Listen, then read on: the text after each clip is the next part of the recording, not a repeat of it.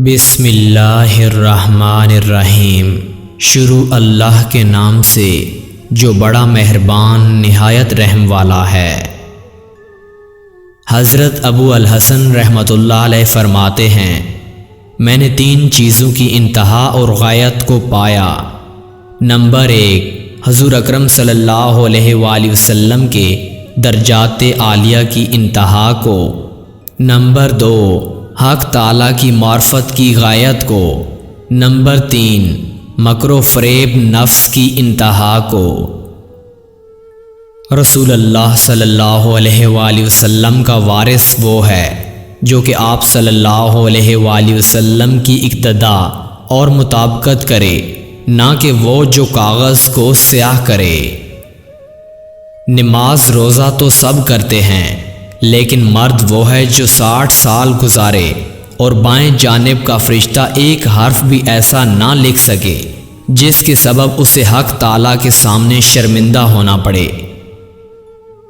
ایسے آدمی کے پاس مت بیٹھو کہ تم اللہ کہو اور وہ کچھ اور کہے۔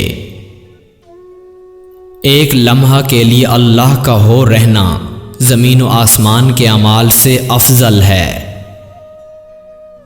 ٹاٹ پہننے والے بہت ہیں، لیکن وہاں ٹاٹ کو نہیں، اخلاص و راست گوئی کو دیکھتے ہیں۔ نماز روزہ بے شک بزرگ ہیں، لیکن دل سے تکبر و حسد کو نکال ڈالنا ان سے زیادہ بزرگ ہے۔ بہتر چیز وہ دل ہے جس میں بدی نہ ہو۔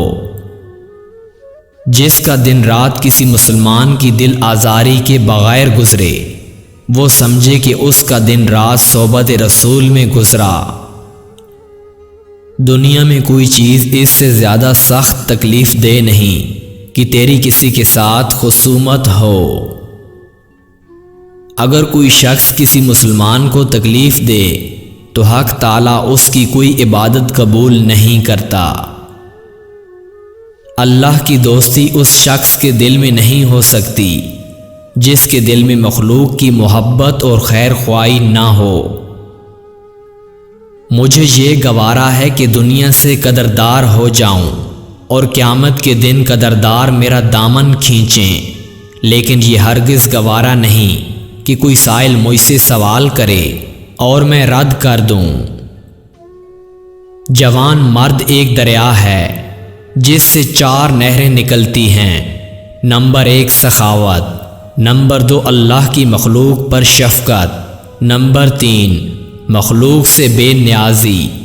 نمبر 4، حق تعالیٰ سے نیاز مندی۔